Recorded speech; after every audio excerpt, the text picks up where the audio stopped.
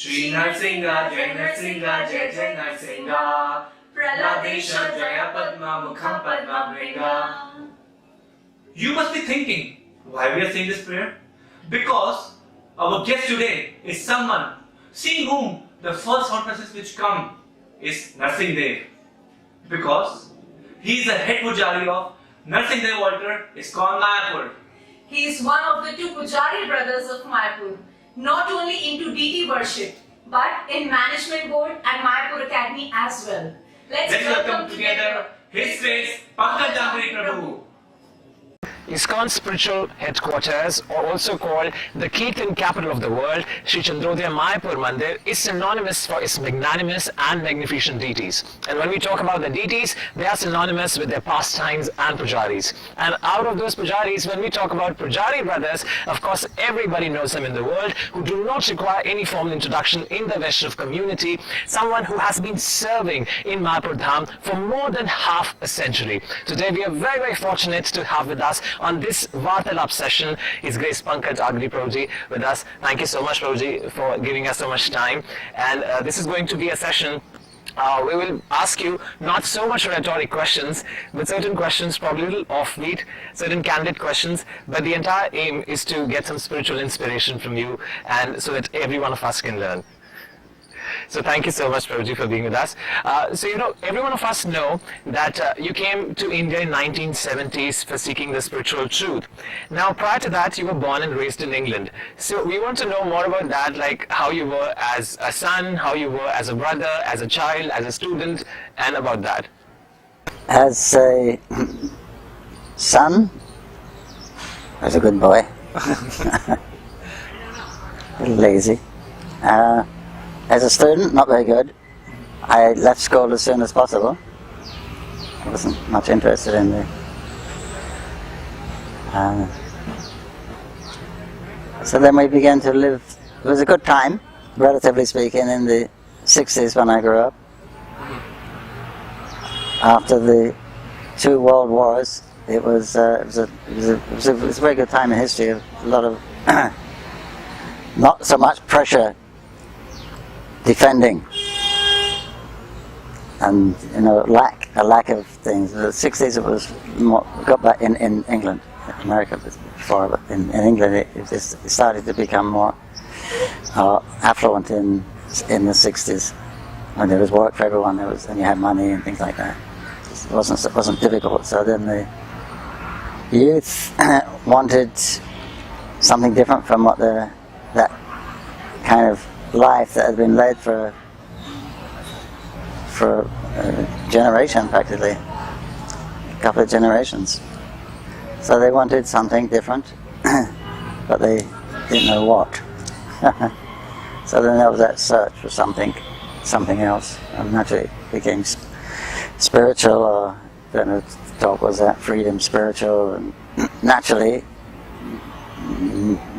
everyone looks to the east for spiritual. The sun rises in the east, knowledge is coming from the east. So then there was a big migration to the east to India. So we joined that group also. Okay. And so Prabhuji, like in 1973 or 1974, when you came for the Gaur Purnima festival here, so as I say, you have been there in Mayapur ever since, which is more than now 50 years. Seems much more like a movie that we see. In a movie we see there are characters, and then we see them going through some hardships, and then at the end there is a caption, and they lived happily ever after. And so whenever we read about you, we get to know the same instances. But my point is that when you came here, been so many years, so were there some initial level austerities? Of course there were. You can throw some light about those initial level austerities and current day challenges that you have been facing in the last 50 years. Austerities were there for me. When I first went to Mayapur, there was no electricity. There was one pump. There was one telephone. And the number was Surupganj 31. Okay. The number of the telephone was 31. No 10 digits at that time. And if you wanted to make a call abroad, you had to go to Calcutta Airport. Was the best thing to do, to make a telephone call out. But there was one hut. I moved there later on in '73, and the Lotus building that was the first building there. It was almost complete.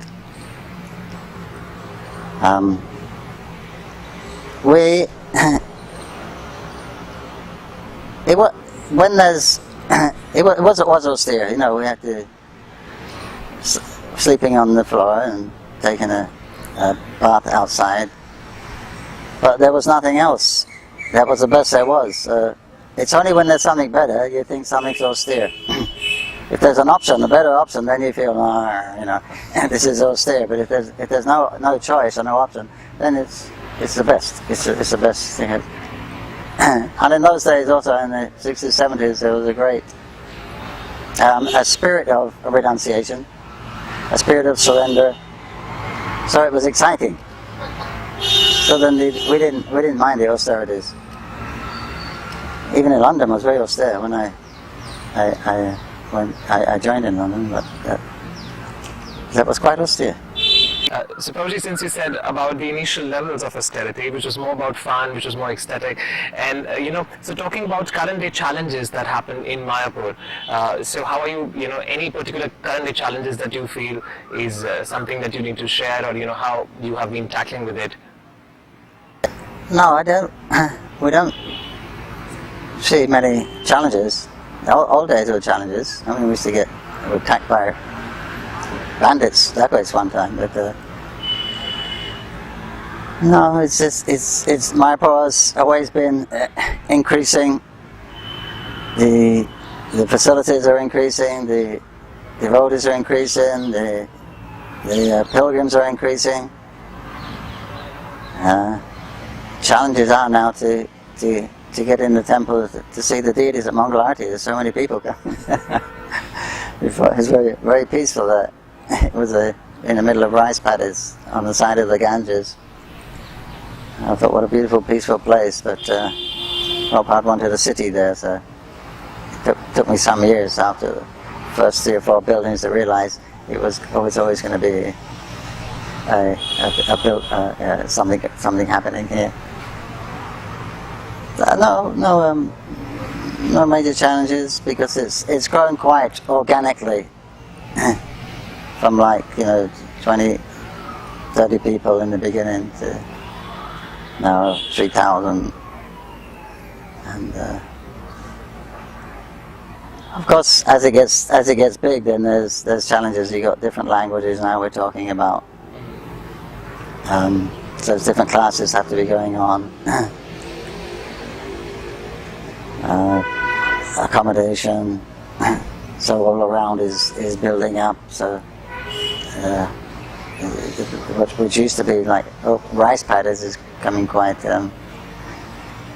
congested.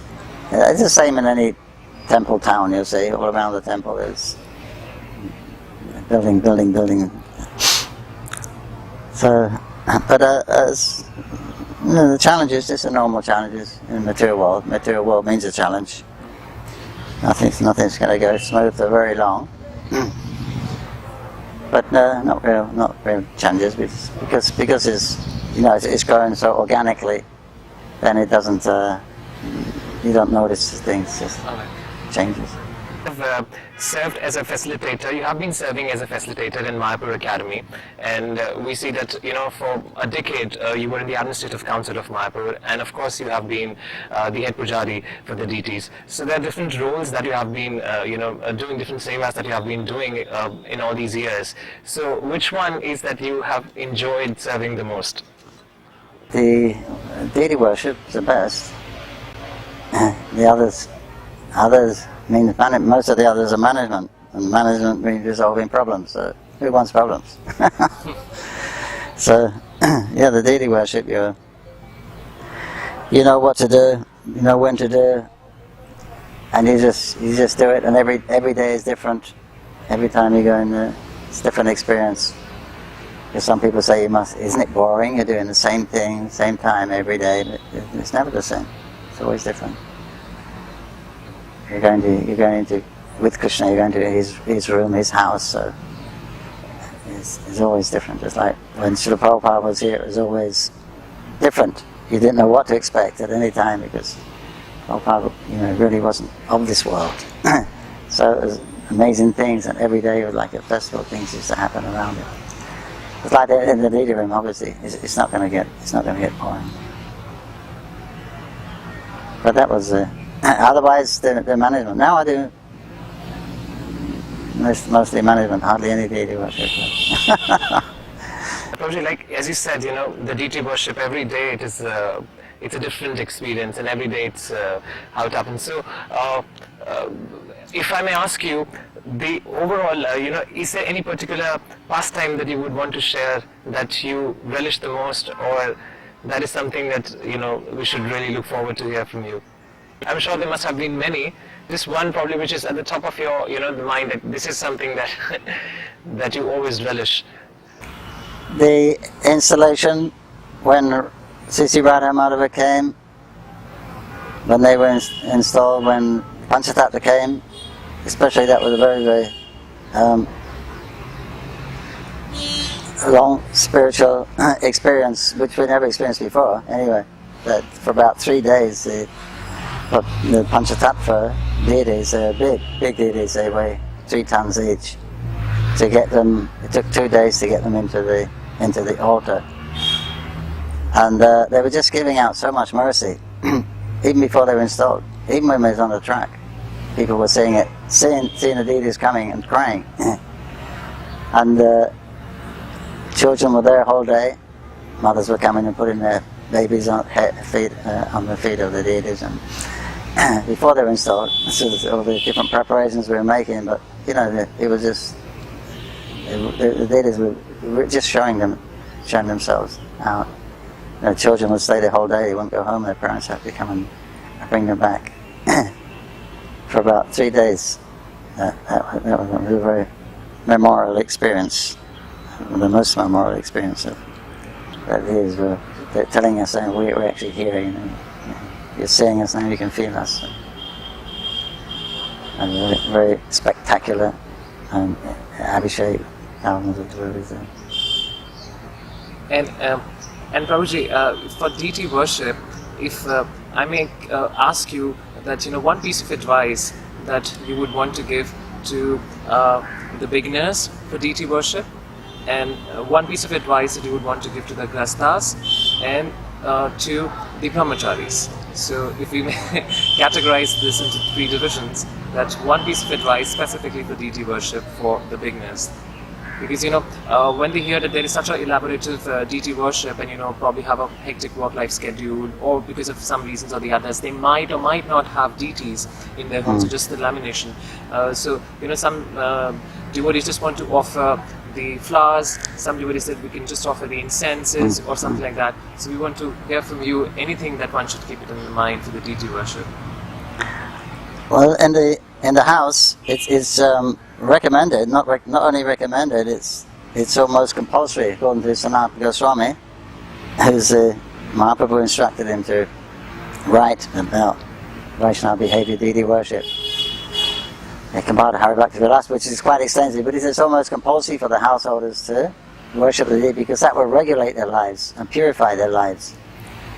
Srila Prabhupada gave 2 things: cleanliness and punctuality. They're the main 2 principles. Of course, bhakti is the main principle, but he said they were the things. If it's punctual and it's clean and lots of flowers, you like. For the householder, then it's a lot different. The deities, when he comes to the house, he's known as Patit Pavan. He's very merciful, because in the temple he has a dedicated place, temple.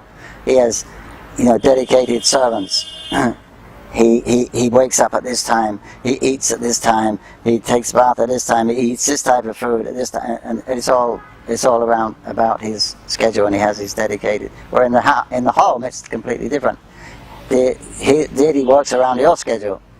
What time you get up, you wake him up. Whatever you cook, he eats that. So and it's very difficult to make an offense to the deity in the house. So he's very merciful in the house. So, but we advise that for the householders, they should make a standard, their own standard. The temple is a high standard, so they know what can be done. But what they can do in their house on a regular basis, which will not cause any difficulty for them. So we say, you make a little schedule like that, but try to maintain it. Try not to go below that. You can go above as much as you like, but try to maintain that one, because so the regulation, if you're regulated, is for it will make your house, make your life peaceful if you're regulated. And it's because you have to. The man generally goes out to work, and he has to be in the material world, working with so-called materialistic people. Then that will actually help regulate their lives and purify their lives. If your life is really don't have time for the deity worship, then you can worship a picture. But the main thing is about regulation is offering the food in the house, because you have to eat. And Krishna says, if you eat without offering to me, you eat sin. So if you really don't have time for the deity, then you can have a picture. You get exactly the same result. The deity is worshipped in 6 forms, 6 different materials, and one of them is in paint or picture. But if you have a deity, then it's expected you're going to do some more. It means you're going to clean the deity sometimes, you're going to bathe them, you're going to change their dress sometimes. So. But how often you do it, that's up to you.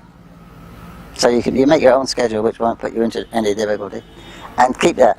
Don't go below that. So at least that minimum regulation you will have in your house. Then gradually you can increase as you want. Then for the Srila Prabhupada told us in the temple, keep it simple. And those 2 basic things, cleanliness and punctuality, and nice flowers. ISKCON is famous for the darshan, deity darshan. In fact, we brought up the standard of the whole of India practically. the dresses and the decoration and garlands, all that. ISKCON is very famous, and Prabhupada was very proud of that you're doing so well. One thing about the regulation, especially for younger devotees in age, is the regulation. There's no goal in daily worship. There's nothing to achieve. You're going to do the same thing tomorrow, the same thing the next day, the same thing the next day, the same thing the next day. So when we like to work for something, we like to achieve something, to see we've achieved something. So sometimes the younger devotees, they feel a little, what's the word? Anyway, they feel like not much moving. Called the motor passion, actually. They want to achieve. So therefore, for them, then you have to give them some festival or some other response, but something coming up. And you can this is a project coming up. We have this festival this time, and then give them some little special duty, which is, because we all have that identity that we're the doers and we're the results, depending on us. That's how materialistic this ability is. Otherwise, if you're in the mode of goodness, then that means maintenance. But that's one of the tips for the pujaris that are training the new pujaris, to keep them enlivened. Because there's no end result for the deity worship. It's going to do the same thing every single day, except for festival. So festivals are the highlights and something like that. So overall, it's the best pujari is the one with the most bhakti, obviously. So Prabhuji, for a lot of devotees who are at home, it's generally believed that if they're initiated, then they bring the god and deities at their home. Are there any incidences or references that Prabhupada said, or our previous acharyas had mentioned, that they can also worship the Radha Krishna deities, or something on this line? He told one devotee, Dhananjaya Prabhu, he said you should make Krishna dolls, Gaunitai and others, and you can give them to the people, and they can put them on their shelf, on the mantelpiece. Hare Krishna dolls, traditional doll. He said if they become a little interested, then you can teach them how to offer their food to them. They offer some things like that. So he didn't make a big deal. But he did say that if the devotees are living with easy access to the temple, then it's not necessary to worship a deity at home. The main thing is to offer your food to in the house. In other words, he said you don't give up the temple program because you're doing your own program at home. Dynamics were different then, because that time everyone was in the temple. Now it's different. Everyone's outside the temple, living outside the temple. But that was he's saying the deity in the home is an expansion of the deity in the temple. You can see like that.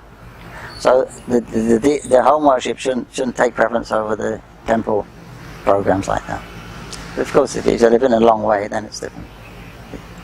Yeah, we worship Mahaprabhu Gauranitai. It's related to your other question about worshipping Radha Krishna. You have to worship Gauranga to be able to worship Radha Krishna.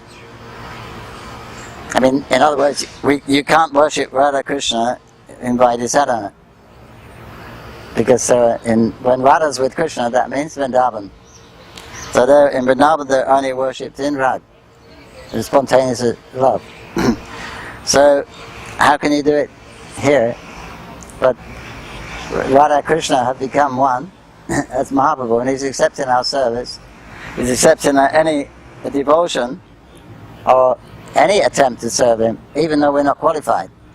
So we can serve him in the Vaidhi Sadhana Bhakti. He would accept that service, so he's not different from Radha Krishna. When you worship Radha Krishna, anyway, without Mahaprabhu, Srila Prabhupada explained, when we worship him, Radha Krishna, because we worship him as a supreme God in our own reverence, so then they accept that worship in their form of our own reverence. I mean, in other words, Lakshmi Narayan. The Baba can't reach Vrindavan, Radha Krishna, so they accept it because all the forms are coming from Radha Krishna anyway, Lakshmi Narayan, Sita Ram, etc.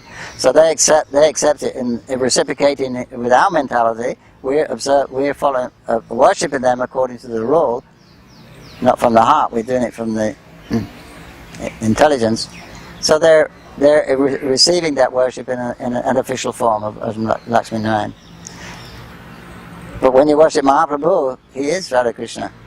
So Krishna Das Kaviraj says it's a waste of time to worship Krishna, Radha Krishna, without Mahaprabhu. Krishna Das Kaviraj. And then he says, surprisingly, it's a waste of time to worship Mahaprabhu without worshiping Radha Krishna. Because what is Mahaprabhu saying? Worship Radha Krishna.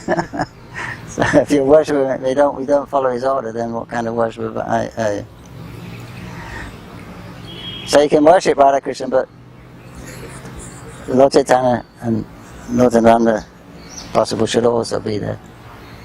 If they're in a picture form, you have to go to Guru Gauranga, that's Radha Krishna, unless you have spontaneous attraction. So Prabhuji, now we're going to do a small session. That session is called that we'll be asking you a few questions, and in those few questions, we'll be asking those questions very rapidly and very quickly. And you can answer them as rapidly, probably in as less words and in as crisp as possible. So there'll be, those one worders that you can do. And shall we start that? Alright. So, what is your favorite bhajan? Jai Radhe, Jai Krishna, Jai Vrindavan, by Srila Prabhupada. Okay, your favorite book? It was Navadvip Dham Mayapur until I read Chaitanya Bhagavat. Okay. And your favorite deities? Probably apart from Mayapur. In Mayapur and then apart from Mayapur. Radha Madhava apart from Mayapur, and Vrindavan, Radha, I forgot the name. Radha Raman, sorry. What is your favorite prasadam? Mahaprasadam. And any favorite pastime of Krishna that you relish the most? The pastime where he becomes subordinate to his devotees. Okay. And the favorite pastime of Chaitanya Mahaprabhu? In the kirtans in Satpariyabhava in the house of Srivas Thakur. Alright. And any favorite dealings that you remember of Srila Prabhupada with you? They're all favorite. I only had to. Alright. So, thank you, Prabhuji. For all the viewers who have listened to Prabhuji's Bhagavatam sessions, they know that, apart from, of course, having a lofty spiritual experience and realizations, he's also known for his good sense of humor. So probably we'll end this conversation by asking any kind of hilarious, transcendental, hilarious pastime that happened with you, during the deity worship or something into that regard. I can tell you a hilarious story of Prabhupada. I told this morning, I remember it. There's many mosquitoes here in this place. Many mosquitoes here. Okay. Right? In this area, in Delhi. And Srila Prabhupada was given a lecture, and devotees were getting bitten by mosquitoes. So they mentioned Srila Prabhupada. They said, we see that we're getting bitten, but the mosquitoes are not biting you. Is this because you're a pure devotee? Prabhupada said, yes. He said, but in Calcutta they make no such distinction. Prabhupada ki. Yeah.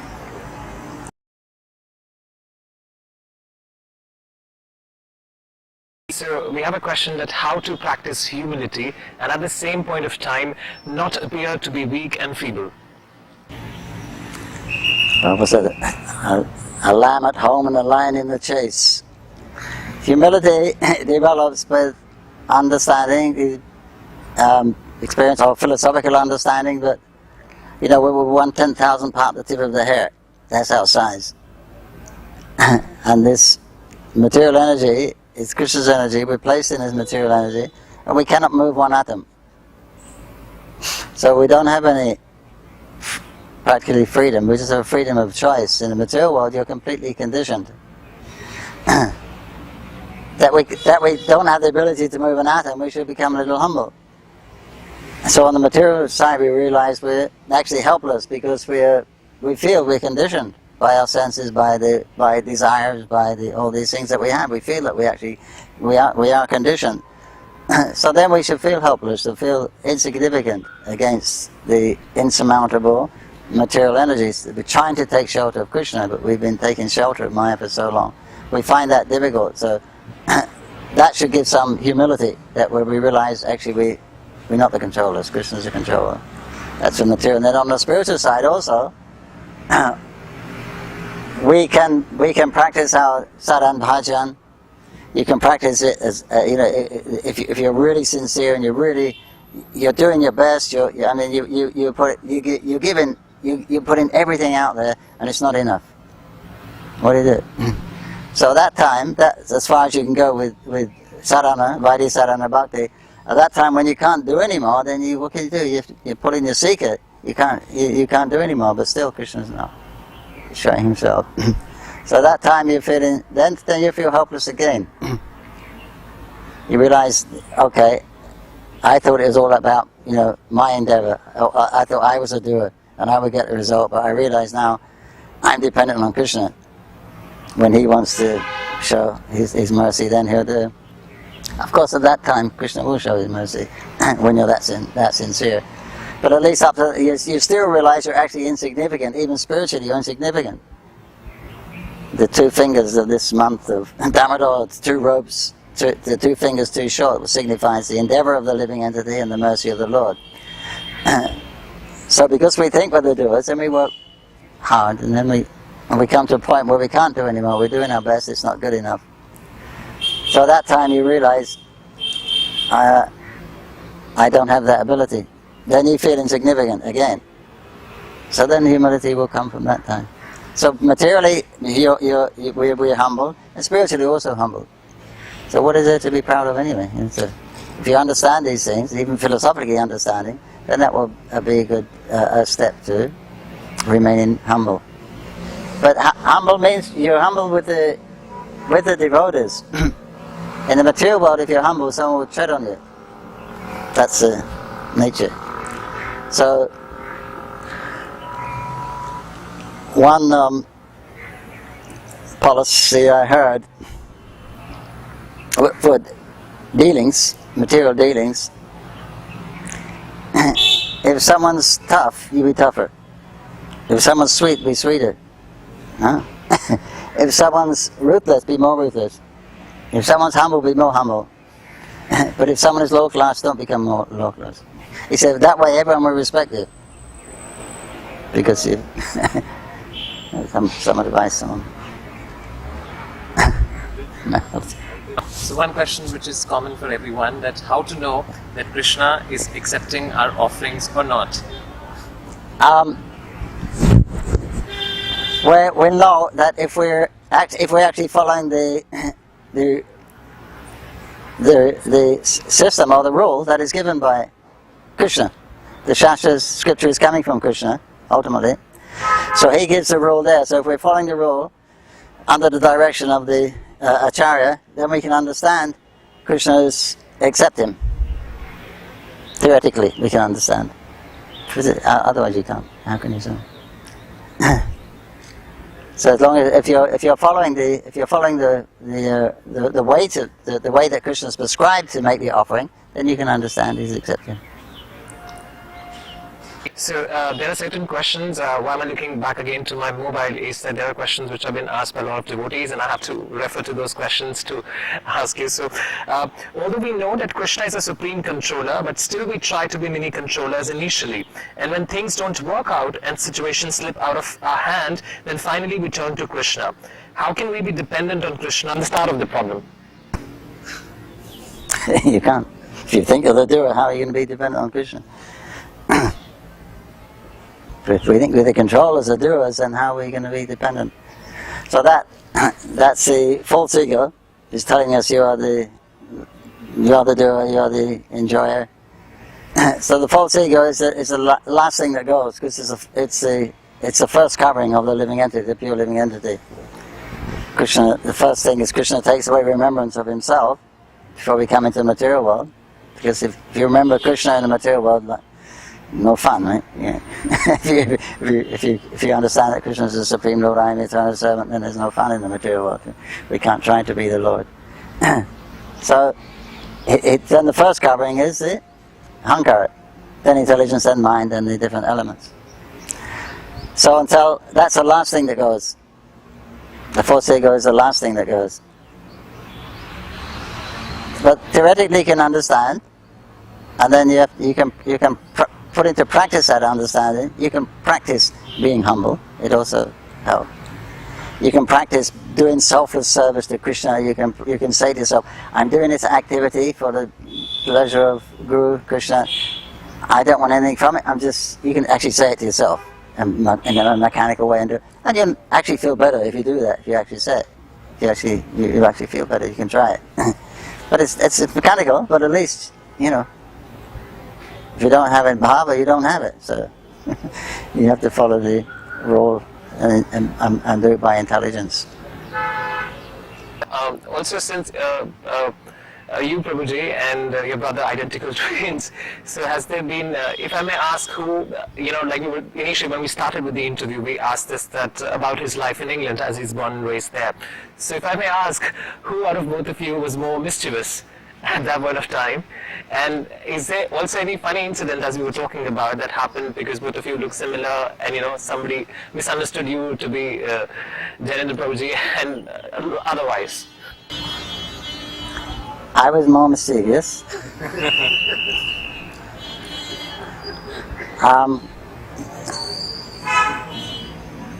My mother was confused once. And my mother's a twin. I was also confused one time. My auntie was there. Oh. I went home and my auntie was there. And it took me a while to figure, because she lived quite a distance away. One time, I was, when I first went to Mayapur, I didn't have Brahmana initiation. I was looking after the guest house. I used to clean it. So I was cleaning the floor around Srila Prabhupada's room, the balcony. And I was just coming up to the Prabhupada's room, and he stepped out. And he looked at me and he said to himself out loud, "They cannot find anyone else to do this." And I said, I'm not Jananiva Sulapada. He said, then I thought, as a Srila Prabhupada thought I was you. Then he chastised me. Don't think your spiritual masters can make mistakes like you. It's an illusion. But that's what I thought at the time. I said, I'm not Jananiva Srila Prabhupada. So Prabhuji, for all these years, like I mentioned, for more than half a century, has been doing deity worship, and also known for never missing a Bhagavatam class. And we also try to make such kind of practices. Probably, we make our vows that I'll try to do that for 10 days, 15 days, 20 days, and after that. So how can one be determined? How can one get that perseverance to be regular in the sadhana? Well, the brahmachari doesn't have anything to worry about, and he doesn't have anything to think about. Making a living, maintaining a household, families, babies, and he doesn't. So it's very simple for them. And then you have the program. In the initial days of ISKCON, it was very authoritarian. Anyone said anything, you did it. A lot of it, the temple commander, the president, the sannyasis, anyone said anything, that was it, you did it. It was very strict like that. So then you had to go. You had to go to the morning program. And it's just nice. You look forward to that. You look forward to these things. It's actually freedom. If you've got a choice, and you have a choice for the mind, then you're into another whole area. If you don't have that choice, then it's straightforward. And slavery is freedom, and freedom is bondage. And for those who are outside the temple, probably they have that so-called freedom to be attending it or not attending it. So for them, well, that's why the deity worship is almost compulsory, he says, because that would regulate their life somewhat in the house. And the other consciousness is there. This is, Krishna is not my house. I'm the caretaker of your house. Krishna, she's not my wife. She's your servant. But I have taken this responsibility to maintain and protect and guide her in Krishna consciousness. Krishna, he's not my husband. He's your bhakta.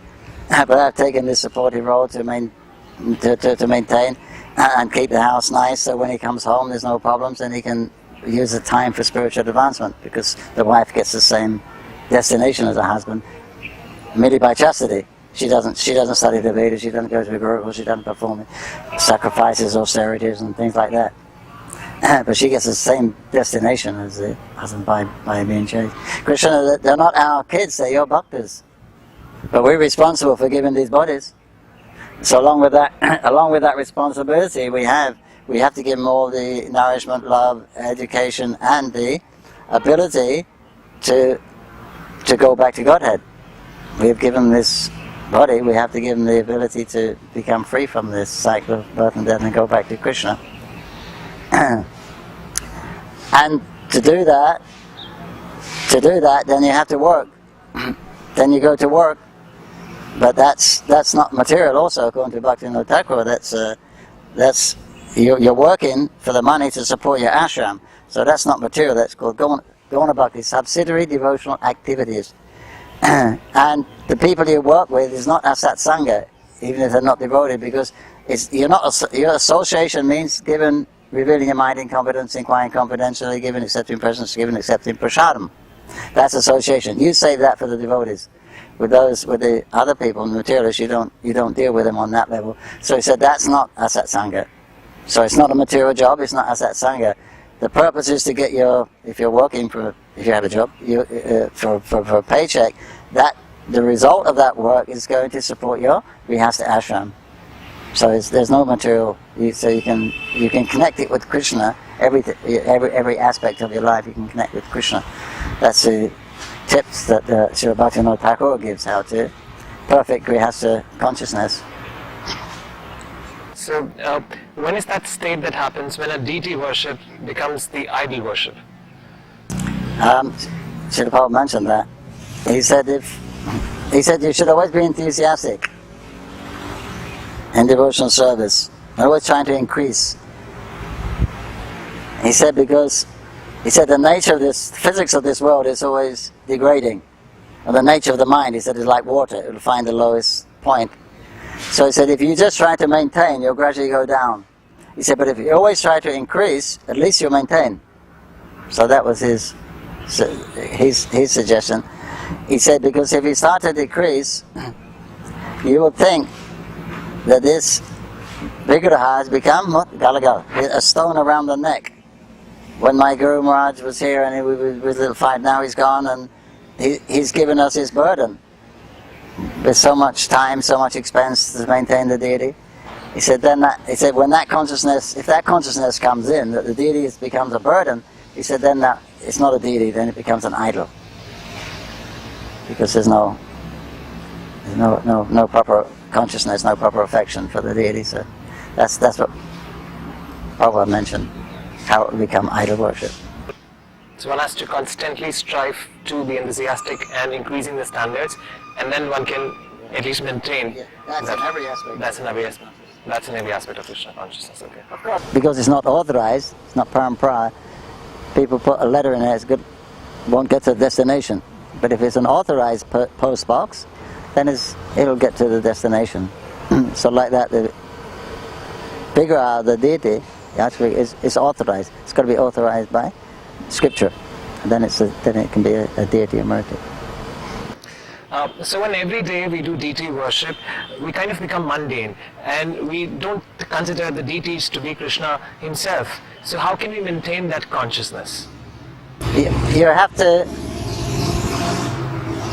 have a good sadhana. You have to chant your rounds. If you're not chanting properly, or you don't read books, you're not associating with the acharyas through their writings, then the good chance you'll decrease. The Yuga Dharma is Nam Sankirtan, so that must be there.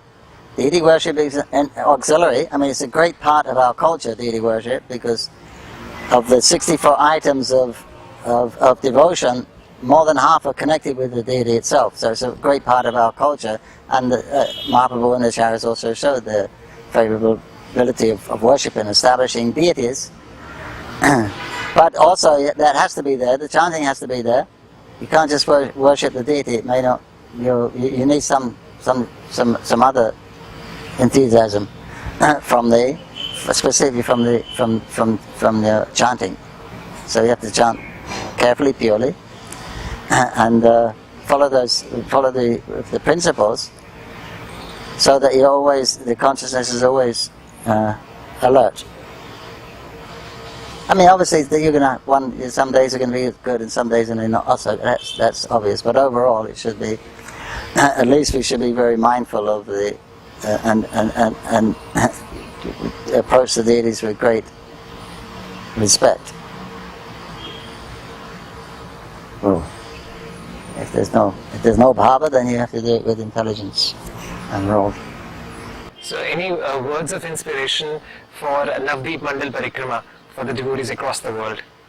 Yeah, come and join the Navdeep Dham Parikram. They have 3 now. Different groups, 4, 5, 6 groups sometimes with 1,000 people in, walking around, getting covered with the dust of Mayapur. Wonderful. Every step you take in Navadvip you get a greater result than the 1,000 Ashwamedha yogis. So, because that's a material thing. Maybe grand, but it's a material thing. But one step in Navadvip is eternal benefit. So probably for initiated devotees, our addictions might not be intoxication, but a lot of addiction is with the smartphones that all of us have these days. So how can we deal with it? Addictions? You have to deal For a with smartphone primarily, like we have an addiction for a smartphone or any such so-called addictions that we might be apparently using for the service of Krishna, but then we get addicted to that particular thing as well in the process. Well, that's what we're doing most of the day, right? Most of the day we're not, doing everything for the pleasure of Krishna and Guru. We're not mindful of that. We're just going through the day. But anyway, whatever it is, whatever addiction you have, whatever desires you that need addressing, then you have to address it according to the prescribed way that Krishna has given. That's religion. So you have to follow. You have to meet your desires in a religious way. Otherwise, what is not against Shastra? At times while dealing with the devotees, we see them progressing rapidly and we might feel envious of that. So how can we deal with this situation? Yes. You should be happy. Someone's they're making an advancement. Get their association, touch their feet. What is the secret? Ask them. Get their blessings. Don't think negatively. Don't think negatively. It's not a competition. They're doing better than me. Everyone's doing better than me. That should be the attitude. Everyone's doing better than me. So thank you so much for your time, and we seek your blessings so that we may progress in Krishna consciousness and develop some kind of attachment with the deity worship. So seeking for your blessings, Prabhuji. Thank you so much. That will fulfill all your pure desires. You become very enthusiastic and happily worshipping Guru, Ganga, Radha, Madhav.